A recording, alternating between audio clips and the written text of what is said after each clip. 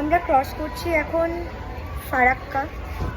Farakka station cross করছি, এরপরেই আসবে ফারাক্কা ব্যারেজ। তো ওটা দেখার জন্যই ওয়েট করছি। ওটা দেখা হয়ে গেলে দেন একটু শুয়ে পড়বো, বিকজ 2-2:30টার সময় এনজিপি পৌঁছে যাব আমরা। তো এটা দেখার জন্য ওয়েট করছিলাম। তো আসুক ফারাক্কা ব্যারেজটা। এই যে পরিমাণ বৃষ্টি হচ্ছে, এই বৃষ্টির মধ্যে কতটা জলের মানে স্রোতটা বেড়েছে সেটা দেখার জন্য প্রচণ্ড এক্সাইটেড। তো আমিও দেখি, তোমাদেরও দেখাই, দেখতে থাকো।